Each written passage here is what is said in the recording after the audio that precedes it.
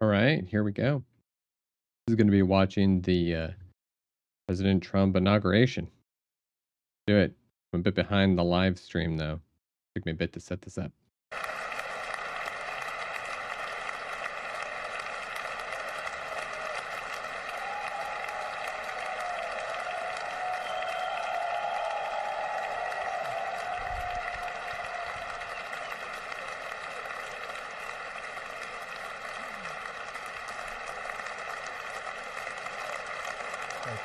Thank you very much, everybody. Well, thank you very, very much. Vice President Vance, Speaker Johnson, Senator Thune, Chief Justice Roberts, Justices of the United States Supreme Court, President Clinton, President Bush, President Obama, President Biden, Vice President Harris, and my fellow citizens. The golden age of America begins right now. I'm taking notes. If you see me looking down.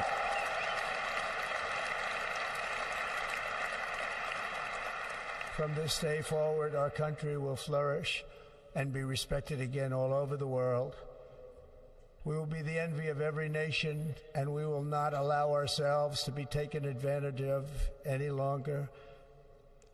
During every single day of the Trump administration, I will very simply put America first.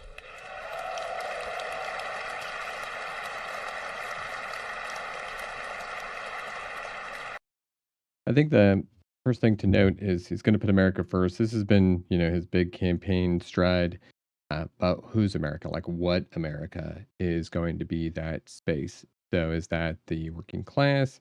Is that the wealthy oligarchs? I mean, if you kind of look at cabinet, the fear would be that that's going to resemble the kind of people that he's helping to support, right? The Elon Musks of the world, not the me, right, or you of the world. So we will have to see, but certain policies like removing the registered apprenticeship requirement in a lot of government programs, that was a big issue. That was anti-worker, anti-laborer, and pro-corporation to be able to hire undocumented workers, for instance. That's a process that they could use for that if they wanted to, or to use less skilled people to pay less money, do lower quality work, and still get contracts. So he's not really thinking big picture, even if you might agree, you might say his intent is or his purpose is to do it this way. We really need to see what the implementation is of any of the policies that he proposes, because his first term wasn't very pro-worker. We know that because of the small strides in unemployment, the small strides in wages, the small strides, right, versus the previous administration to that, where we had huge strides. I think Obama was something close to 10.4% unemployment when he got in, but it was 4% when he left. It only went down to 3.6% during Trump's term. He had a harder margin to make, but it just kind of went down. And that's the lowest it was, right? We're not even including the COVID year. So we'll see how this manages. But, my hope is, everybody's hope, I guess, that everything works out hunky-dorily, right? Okay. Our sovereignty will be reclaimed. Our safety will be restored. The scales of justice will be rebalanced. The vicious, violent, and unfair weaponization of the Justice Department and our government will end. Keep in mind, sovereignty, safety, these are key words, right? These say nationalism. Our top priority will be to create a nation that is proud, prosperous, and free.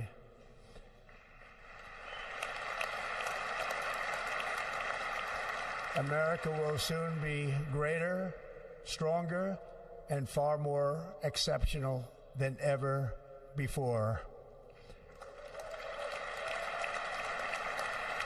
I return to the presidency confident and optimistic that we are at the start of a thrilling new era of national success.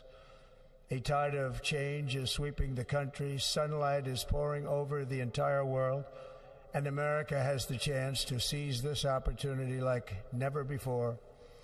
But first, we must be honest about the challenges we face. While they are plentiful, they will be annihilated by this great momentum that the world is now witnessing in the United States of America.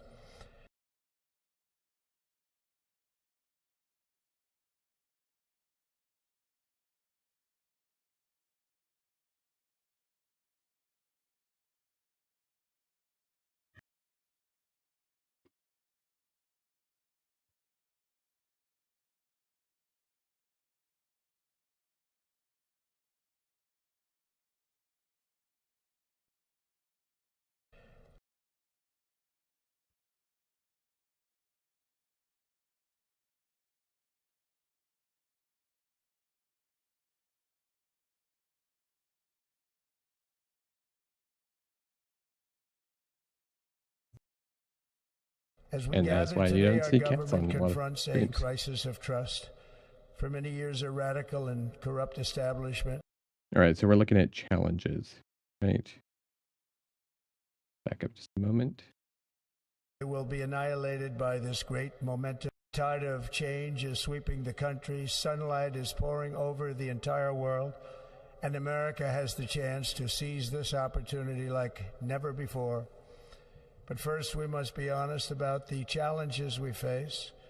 While they are plentiful, they will be annihilated by this great momentum that the world is now witnessing in the United States of America. As we gather today, our government confronts a crisis of trust. For many years, a radical and corrupt establishment has extracted power and wealth from our citizens while the pillars of our society lay broken and seemingly in complete disrepair. We now have a government that cannot manage even a simple crisis at home, while at the same time stumbling into a continuing catalog of catastrophic events abroad. It fails to protect our magnificent, law-abiding American citizens, but provides sanctuary and protection for dangerous criminals, many from prisons and mental institutions that have illegally entered our country from all. This is the lines he used, of course, during the campaign lead up. There's no evidence of like mass amounts of criminals being released and then specifically coming here. That's just not true. But it plays well, right? And so, of course, this inauguration speech has a lot of platitudes up above, below, and then now he's kind of basically laying the framework for a impossible solution. Like he's setting up his own success through failure. Like even if he fails at accomplishing any of these things in a significant fashion, well, it's a laundry list of problems. Even though all of these things are like getting better during the current administration. All over the world. We have a government that has given unlimited funding to the defense of foreign borders, but refuses to defend American borders or, more importantly, its own people. Our country can no longer deliver basic services in times of emergency, as recently shown by the wonderful people of North Carolina, been treated so badly.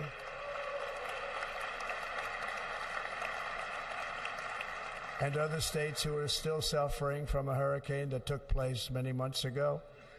Or more recently, Los Angeles, where we are watching fires still tragically burn from weeks ago without even a token of defense. They're raging through the houses and communities, even affecting some of the wealthiest and most powerful individuals in our country, some of whom are sitting here right now. They don't have a home any longer. That's interesting. But we can't let this happen. Everyone is unable to do anything about it. That's going. This is, of course, also problematic because it's just sort of banking on the fact that his supporters don't do research, and when they do research, they don't really care. There was no funding issues for those people in the hurricanes. It was sort of talking about how after paying for those hurricanes, people weren't approving budgets or money for the future. And a lot of that stuff is on the state, right? So the state funding is the concern. If we had more federal protections or planes, this wouldn't be as big of an issue. but we don't have that, and that's not due to a lack of liberal desire to have system-based fixes. Instead, you also talk about the fires. This has a lot of problems. People bringing up the fires about being mismanaged, or the firefighters not going out long enough, or there not being enough funding, or there not being enough water. But all of those, like if you actually look into them, um, they didn't impact this problem. And the water, for instance, was because of water pipes breaking. There's only so much pressure in these things. So they're leaking into the ground instead of being able to be sprayed. Plus, you've got winds. You can't be out in 100-mile-an-hour winds using helicopters or being there with the fire, deterrents and stuff like that, sprays and stuff. So you do what you can, right, as you can, which isn't to say that everything is perfect or that all of these things worked incredibly well. To say this isn't a new issue, and some of these issues are physics based. So, yeah. Going to change. We have a public health system that does not deliver in times of disaster, yet more money is spent on it than any country anywhere in the world. Very true. And we have an education system that teaches our children to be ashamed of themselves in many cases, to hate our country despite the love that we try so desperately to provide to them. Public education is not for indoctrination or nationalization, but that's what it's today, often used for, and it will change as he's talking about. Quickly.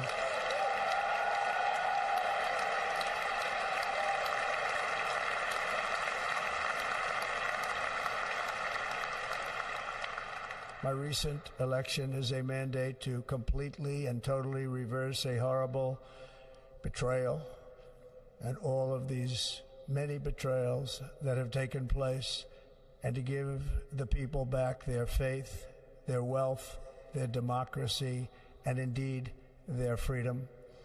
From this moment on, America's decline is over.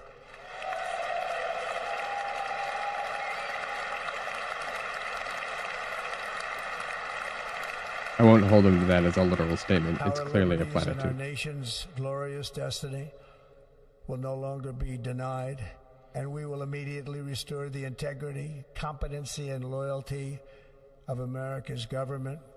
Over the past 8 years, I have been tested and challenged more than any president in our 250-year history, and I've learned a lot along the way.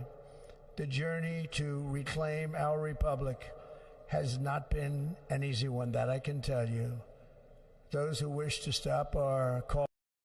More challenged than any president. This is just dumb. Like you could just go back to the beginning. You could get a Lincoln who had slavery. Slavery was clearly a bigger issue than something like COVID-19, and he was coming up with a radical party that nobody was really a part of. It was relatively new, and he still won the presidency, and he immediately had to go into a civil war. Come on. So he's, of course, again setting up his success through failure strategy that he has done again and again and again and again, which is to say that he creates his own problems. He exacerbates or explodes or exaggerates those problems. He creates a long list of them.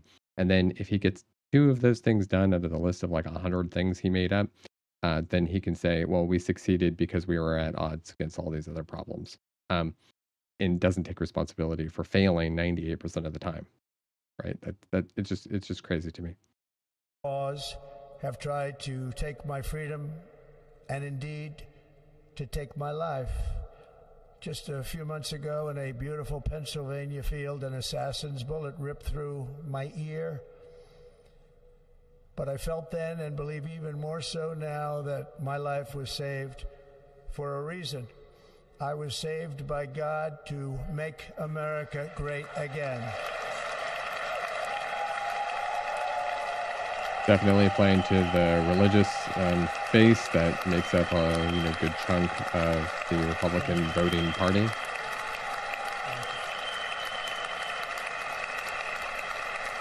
I mean, he's good at marketing, right? Thank you very much.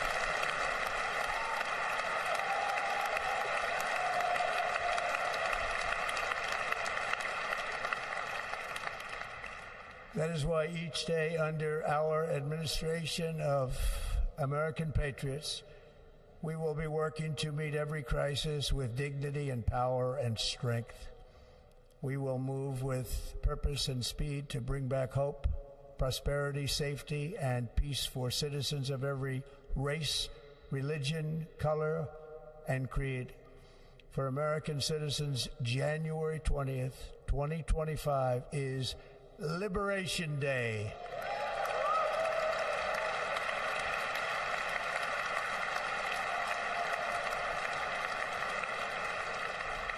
It is my hope that our recent presidential election will be remembered as the greatest and most consequential election in the history of our country.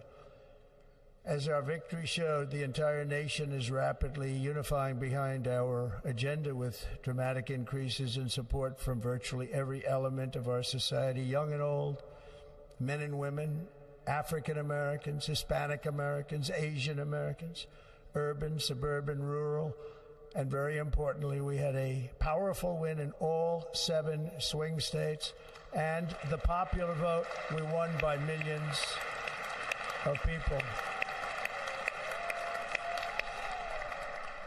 To the Black and Hispanic communities, I want to thank you for the tremendous outpouring of love and trust that you have shown me with your vote.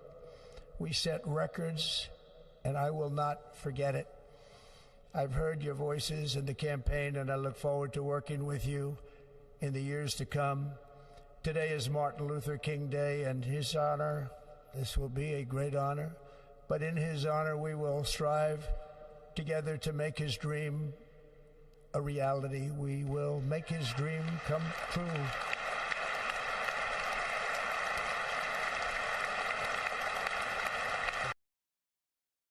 His dream come true. So in the last years of his life, his dream was to bring up everybody who was poor. He was regularly talking about the Vietnam War wasn't just a Black issue anymore. It was a poor person's issue, that the way in which the government exploited regular, everyday people was something that needed to be consolidated around. And he started to talk that way near the end of his life, realizing that if you solve the problems of the poor, you solve a lot of the injustices and inequalities that he was so adamant against. And he was able to kind of pull back a little bit and see that that was a problem. Dramatically affected the Black communities, especially then, even now, more than it did white communities. But he was willing to look at the class structure divide much more than he did early on in his career, which led to a lot of disparity against his popularity and such. But we'll see if Trump will go against essentially any of the policy or plans that he did in his first term. Biden was the last president who actually saw wealth inequality in decades. The wealth inequality between Blacks and whites shrink. So that's important to know. That's an important metric to kind of look at. That did not happen under Trump's first term. We can't really expect it to happen again under his second term, but we're in it. So now all we can do is hope that that happens.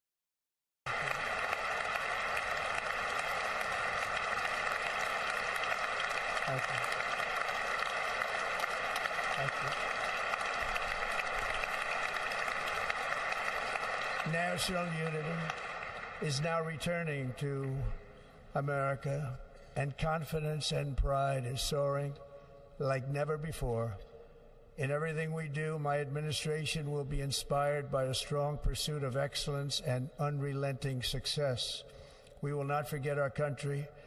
We will not forget our Constitution, and we will not forget our God. Not forget our Constitution. From the guy. Yeah.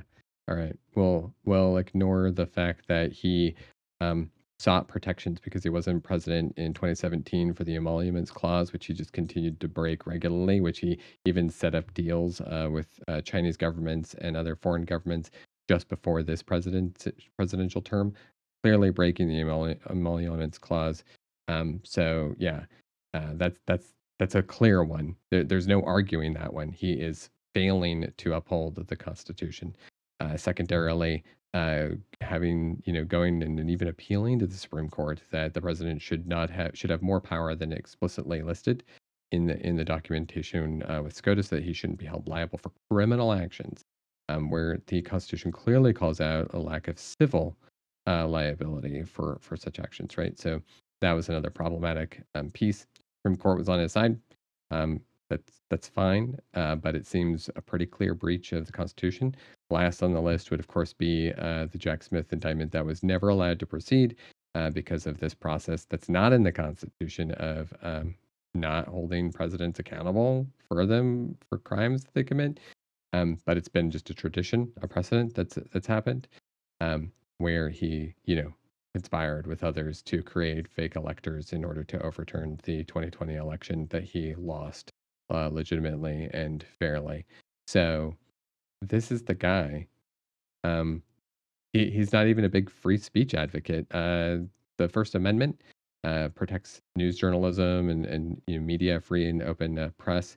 Uh, and yet he's threatened to remove licensing from the companies that he dislikes. Like this is crazy. He's buddy with Elon Musk, who bans and shadow bans various people on X all the time, just to make it so that they can't say bad things about him, which is the whole point of free speech. Being able to say the things that somebody else doesn't like, as long as you're not conspiring to commit a crime. So he is not a pro-constitutionalist in any way, shape, or form or imagination of the term.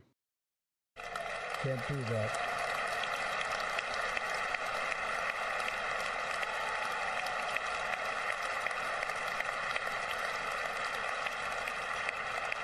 Today I will sign a series of historic executive orders.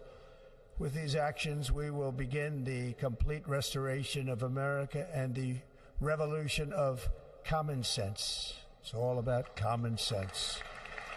We'll see what those executive orders contain. I will declare a national emergency at our southern border.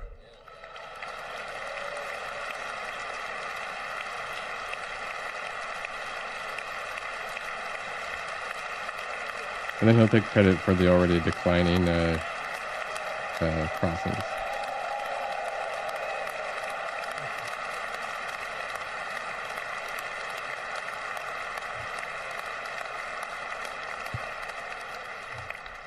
All illegal entry will immediately be halted, and we will begin the process of returning millions and millions of criminal aliens back to the places from which they came.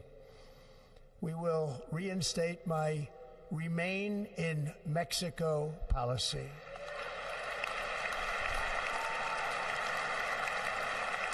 I will end the practice of catch and release. And I will send troops to the southern border to repel the disastrous invasion of our country.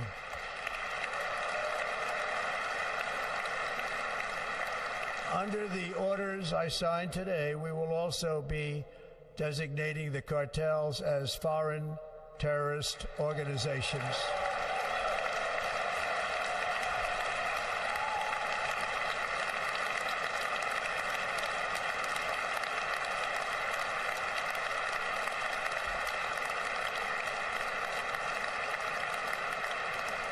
All these are catchphrases, by the way. So all these are terms that matter, because if we can do all of these things, if we designate all these people, then we will say that we have a right to go into that country and break their national borders and attack people within their borders as we see fit based upon our evidence, without that government really being able to do anything other than potentially go to war with us. So, the guy who advocated no wars, no new wars, is basically going to war with everybody who's not America right now. Well, anyone who comes here that he declares is illegal in a pathway that he declares is illegal, even if it's advocated for or created by the Congress as legislatively okay. Enemies Act of 1798, I will direct our government to use the full and immense power of federal and state law enforcement to eliminate the presence of all foreign gangs and criminal networks, bringing devastating crime to U.S. soil, including our cities and inner cities. So this is military troops As against Commander-in-Chief, I internal have no higher people. responsibility than to defend our country from threats and invasions, and that is exactly what I am going to do. We will do it at a level that nobody's ever seen before. Yeah, because it was from Next, I will direct 1798. all members of my cabinet to marshal the vast powers at their disposal to defeat what was record inflation and rapidly bring down costs and prices.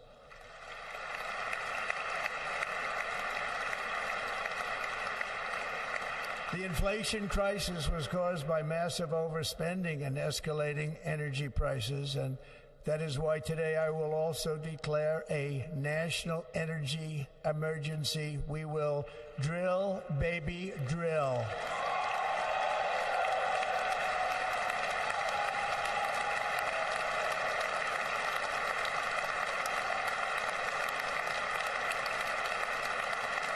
But then you have to convince energy companies to actually do the drilling and pull up extra oil and then lower their costs. So they're going to be doing more work for less money. So you're either doing that by funding them with tax cuts, which is against the United States people anyhow, because we'll end up paying those tax cuts, right? That's going to be a national debt problem. Or you have to do it by enforcing it through some kind of military action or government requirement. They already have come out and said, large energy companies have already come out and said that they're already drilling at capacity. They don't really need more. They like things where they are because, of course, they do. They have super mega amounts of profit. Why would you drill more exponentially for depreciating profit margins? That doesn't make any sense. If you are drilling right now and selling, being able to make profit off of, gas at $4, whatever it happens to be in your state, and then you continue to drill and that drops it down to $3, well, you'd have to be doing a third more drilling just to break even. Think about that.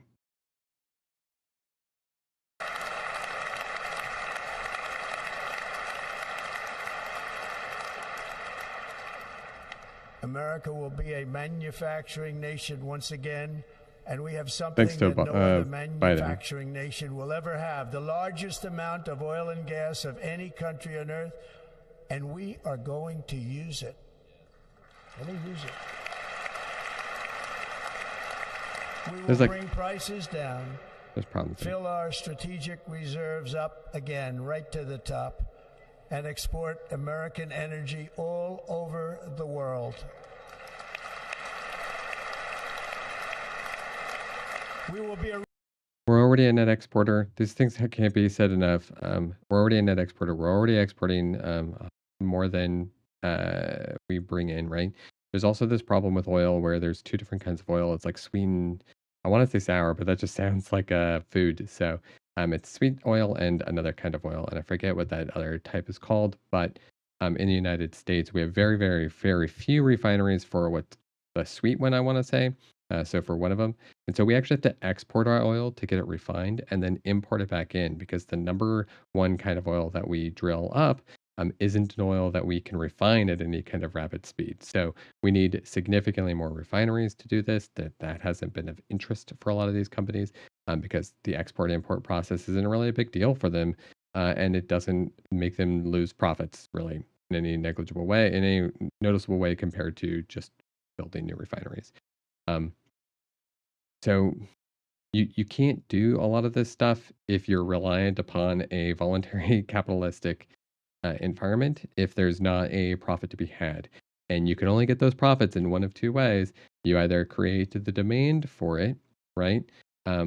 By the process we have now, that's the supply demand kind of scenario we're in, or you enforce it by giving them artificially high profit margins through tax breaks or credits like we do with corn. And there's a reason why we have so much corn that we grow and just destroy instead of actually making edible food in those farmlands because we subsidize it. So we can do a government subsidization, but I thought that was a thing that we're trying to get away from. Uh, and that's anti capitalism. So I don't really understand this process. And since we don't have any details on implementation, and his proposals were incredibly light on any kind of anything except for platitudes and arguing against people, we don't really know what's going to happen. And in his first term, he didn't do any of this stuff. So it's really problematic to think that this is the guy that we've put in charge of these. We're halfway through this thing, hopefully, maybe less, and we haven't heard like a single thing about implementation. Rich nation again, and it is that liquid gold under our feet that will help. He loves catchphrases, though. With Liquid my gold. actions today, we will end the Green New Deal and we will revoke the electric vehicle mandate, saving our auto industry and keeping my come on, zoom in on Elon Musk. Great American auto workers.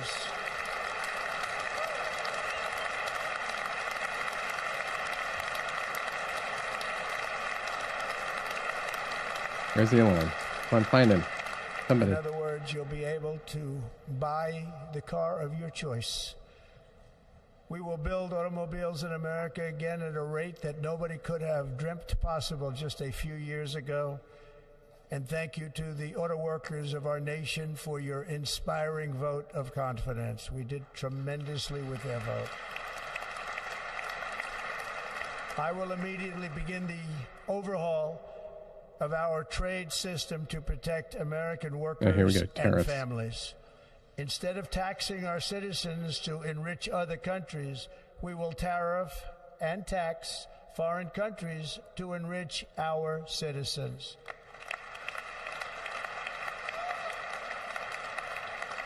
For this purpose, we are establishing the External Revenue Service to collect all tariffs, duties, and revenues. It will be massive amounts of money pouring into our treasury, coming from foreign sources. The American dream will soon be back and thriving like never before. To restore competence and effectiveness to our federal government, my administration will establish the brand new Department of Government Efficiency.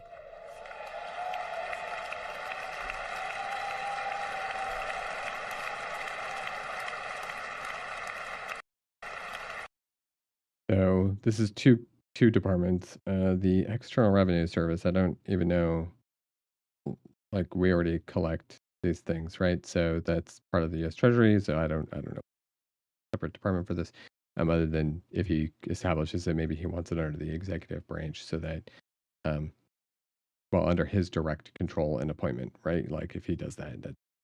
Anyhow, tariffs. We should all know it by this point. Tariffs are a tax on the people of the country, like ours. So if we put on tariffs on Chinese good, we're actually increasing the costs for Americans until a point in time in the future in which we can mass produce that very same thing. The tariff is a tax, and that takes years and years and years. So here's the quick summary of the differences between this administration's proposals and the previous administration's proposals. So Donald Trump wants to just put tariffs on stuff and then have things build up, right? So you'll be tariffed for years and years and years and years, taxed on this stuff until it goes away. Whereas with Biden, he created the manufacturing process with the Chips and Science Act, and then a couple of years later started to do tariffs once we were actually already starting that building process. So start with the manufacturing, move to the tax instead of taxing and then hoping manufacturing just comes out of nowhere. After years and years of illegal and unconstitutional federal efforts to restrict free expression, I will also sign an executive order to immediately stop all government censorship and bring back free speech to America. Is that going to stop the books in the libraries at schools from going away in Florida? Question mark? I'd be all for that. Get rid of censorship. Never again will the immense power of the state be weaponized to persecute political opponents. Something I know something about. We will not allow that to happen. It will not happen again. Under my leadership, we will restore fair, equal, and impartial justice under the constitutional rule of law.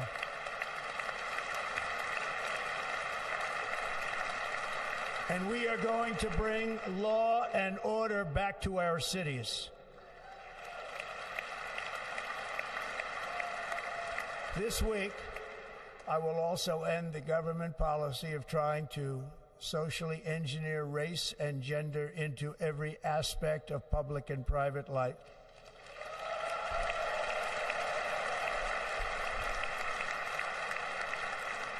By censoring We them. will forge a society that is colorblind and merit-based.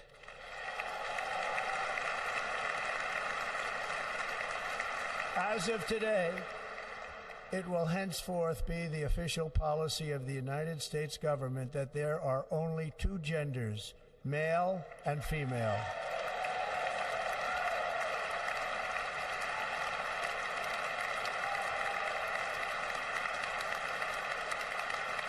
By censoring. I don't understand. Freedom of expression. This week, I Get rid will of expressions. reinstate any service members who were unjustly expelled from our military for objecting to the COVID vaccine mandate with full back pay.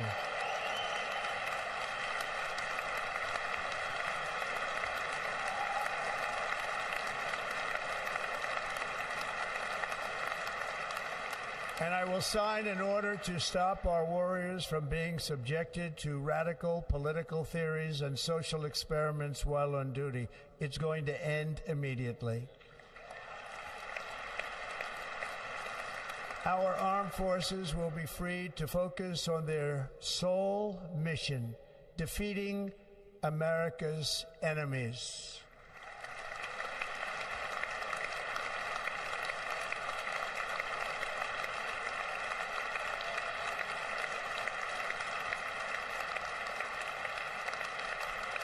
I wonder who those enemies could be within.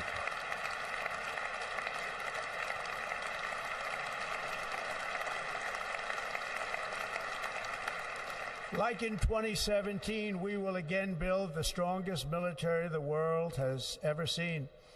We will measure our success not only by the battles we win, but also by the wars that we end, and perhaps most importantly, the wars we never get into. Except we're going to go to war with all the terrorists in foreign countries that are making drugs, the drug cartels and such. So, again, I think that could be good in certain lights, but that goes against this idea, right? My proudest legacy will be that of a peacemaker and unifier. That's what I want to be, Brute force. A peacemaker and a unifier. I'm pleased to say that as of yesterday, one day before I assumed office, the hostages in the Middle East are coming back home to their families.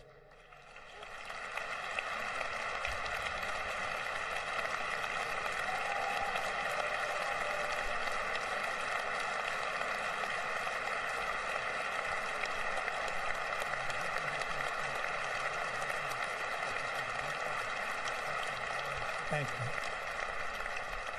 you. America will reclaim its rightful place as the greatest, most powerful, most respected nation on earth, inspiring the awe and admiration of the entire world.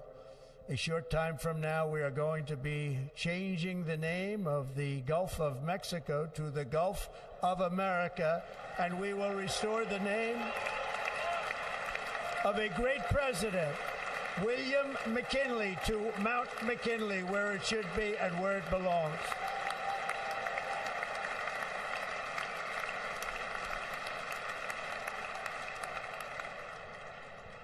President McKinley made our country very rich through tariffs and through talent. He was a natural businessman and gave Teddy Roosevelt the money for many of the great things he did, including the Panama Canal, which has foolishly been given to the country of Panama after the United States. The United States, I mean, think of this, spent more money than ever spent on a project before and lost 38,000 lives in the building of the Panama Canal. We have been treated very badly from this foolish gift that should have never been made, and Panama's promise to us has been broken. The purpose of our deal and the spirit of our treaty has been totally violated. American ships are being severely overcharged and not treated fairly in any way, shape, or form, and that includes the United States Navy. And above all, China is operating the Panama Canal, and we didn't give it to China, we gave it to Panama, and we're taking it back. By going to war.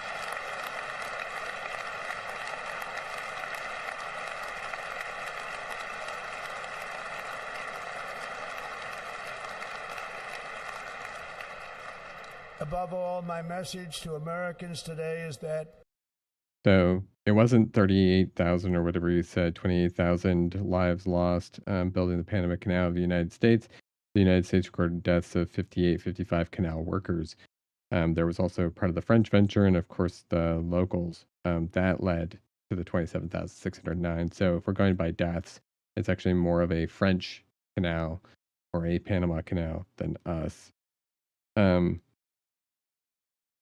It's also not in our territory or land, so we were kind of just building it against the wishes of other groups, right?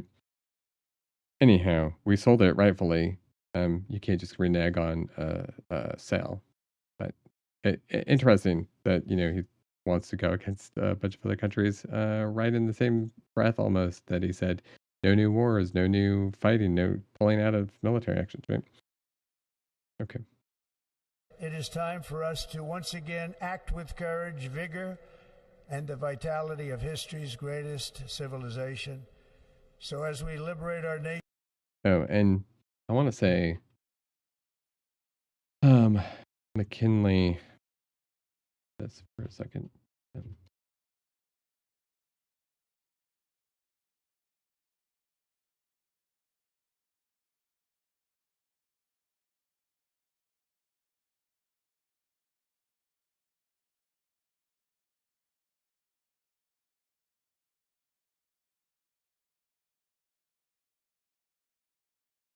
I'm just checking out the tariffs claim that he made.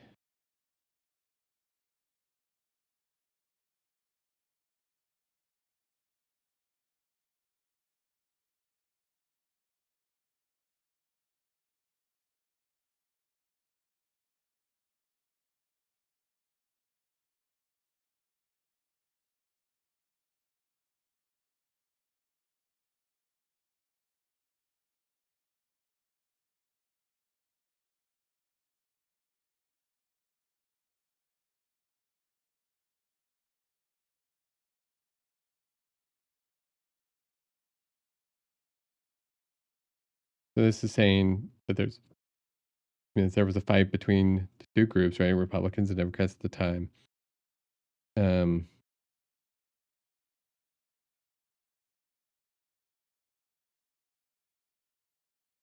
There was some strategic agreements about what things to tariff to keep production here safe.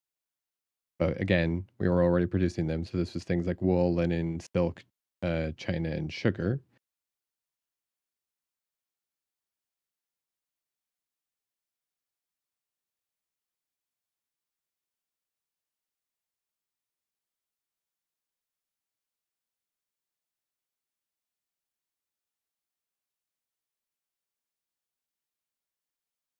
And then built into the tariffs was a reciprocity, so that if the other nation like removed tariffs or didn't have tariffs on the goods, we would do the same.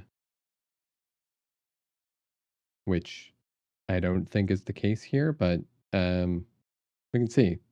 If they're built with this kind of back and forth negotiation process, this looks like it's following the trend of the Biden administration so much more than it is following the process of what Trump did with, say, washing machines, where they just tariffed them and then put the only exception on that if you manufacture some or any in the United States, you don't have to pay the tariffs.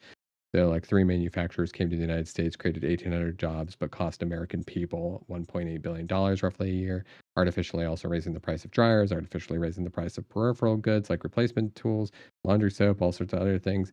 So it cost Americans a lot, and we didn't get very much for it, and the countries weren't actually very hard. It was very easy to work around. So that's a problem if he models them after his own tariffs. If he models them after the Biden administration tariffs on like silicon chips and stuff, where we actually build up manufacturing here and then kind of start to tariff that sort of stuff. Solar panels, things like that, where we produce a whole bunch of solar panels here domestically, then that doesn't seem as bad or as problematic. So I guess we'll see what he does. He's not that smart of a guy, so hopefully someone in his cabinet that he listens to is. We will lead it to new heights of victory and success. We will not be deterred. Together we will end the chronic disease epidemic and keep our children safe, healthy, and disease-free. The United States will once again consider itself a growing nation, one that increases our wealth, expands our territory, builds our cities, raises our expectations, and carries our flag into new and beautiful horizons. And we will pursue our manifest destiny into the stars, launching American astronauts to plant the stars and stripes on the planet Mars.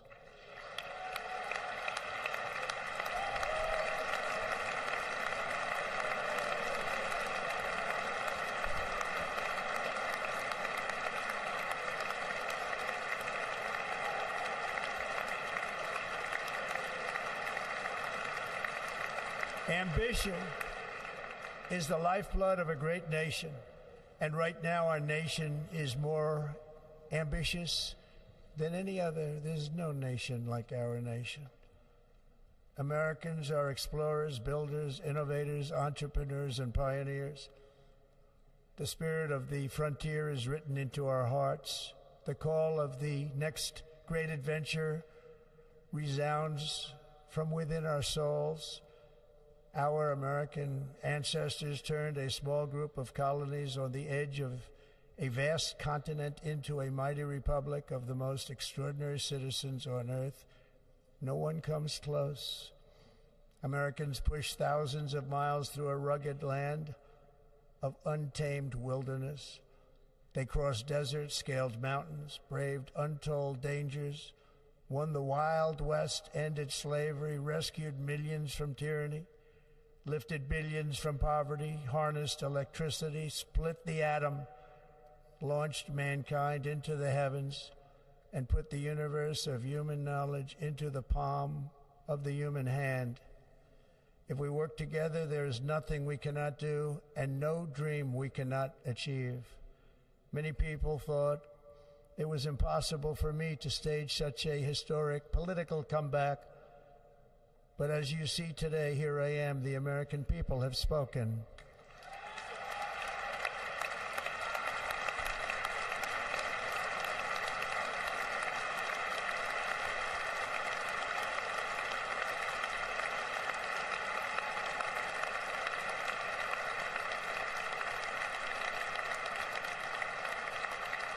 I stand before you now as proof that you should never believe that something is impossible to do. In America, the impossible is what we do best.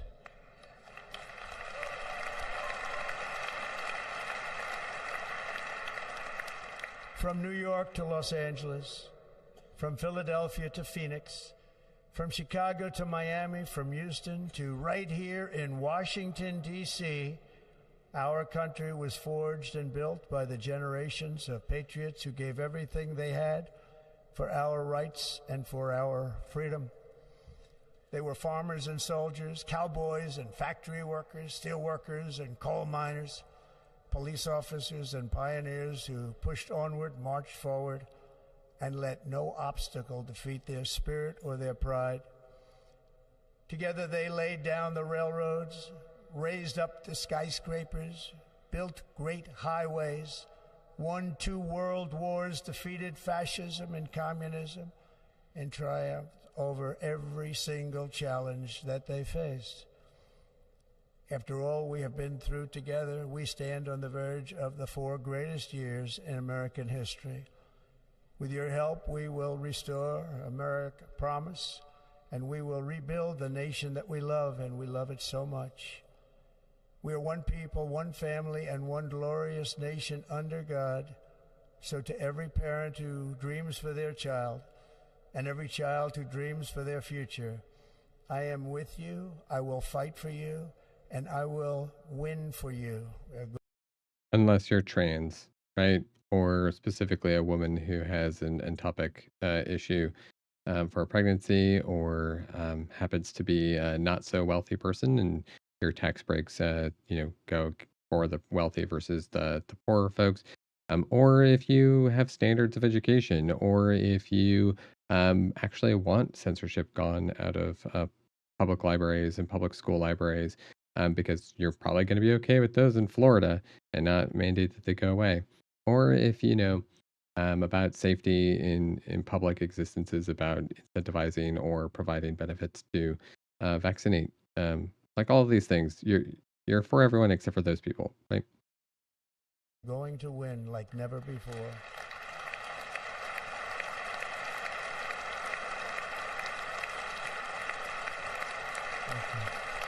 Thank you. Sounds like he's wrapping up. I saw videos coming close, changing people. I'm gonna stop after his speech. Thank you. Thank you. In recent years, our nation has suffered greatly, but we are going to bring it back and make it great again, greater than ever before. We will be a nation like no other, full of compassion, courage, and exceptionalism. Our power will stop all wars and bring a new spirit of unity to a world that has been angry, violent, and totally unpredictable. America will be respected again and admired again, including by people of religion, faith, and goodwill. We will be prosperous. We will be proud. We will be strong, and we will win like never before. We will not be conquered. We will not be intimidated. We will not be broken, and we will not fail. From this day on, the United States of America will be a free, sovereign, and independent nation. We will stand bravely. We will live proudly. We will dream boldly, and nothing will stand in our way because we are Americans. The future is ours, and our golden age has just begun. Thank you. God bless America. Thank you all. Thank you. Thank you very much. Thank you very much. Thank you.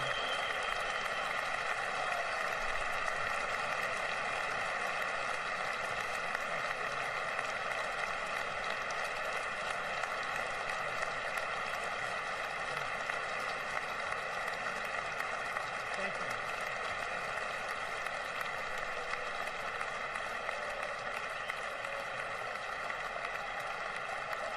All right, who's going? So we're gonna just quickly jump through a couple of these people. See who's talking. Got singers. Later, this great nation which adopted Prayer. history. We believe that you will make this come true. So let freedom ring from the prodigious. More speeches. For those who feel. Prayer song. Ladies and gentlemen, please be seated. All right, we're just gonna stop. I'm gonna scan through here. Yeah, it's a lot of like people walking and doing their thing. It was perfect with the best of good.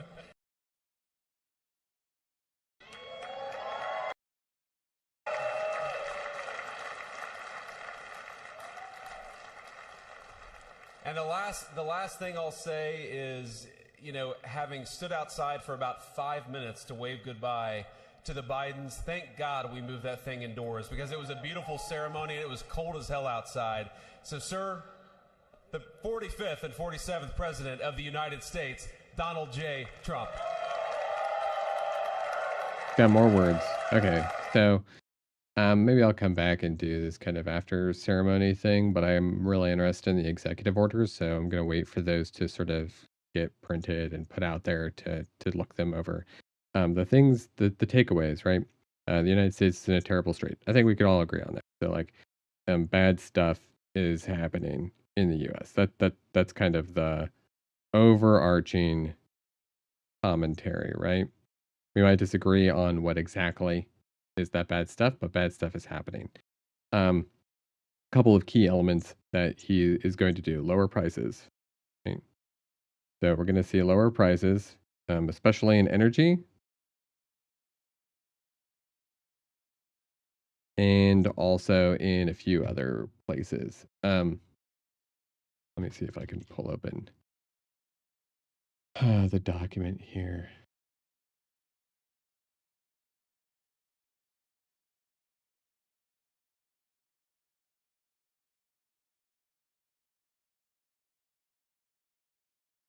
Anyways, so we have that. So bad stuff is happening, lower prices, especially in energy and basically food and other stuff, right?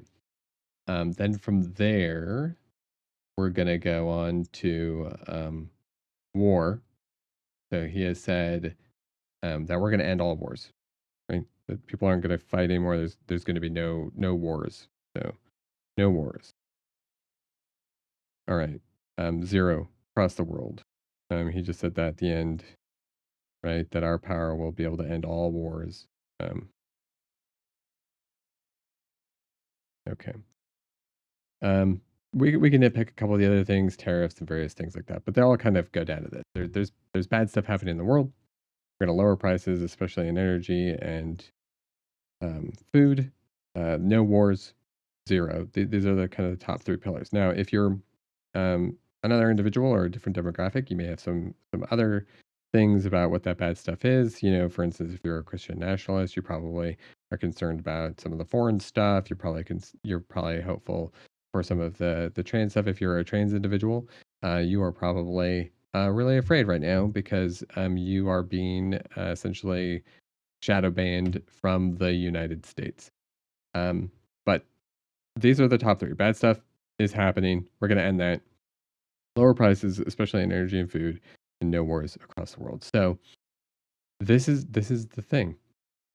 These are the, I think, the three that anyone, regardless of where they're coming from, should be able to hold him accountable for. He said, "We will not fail.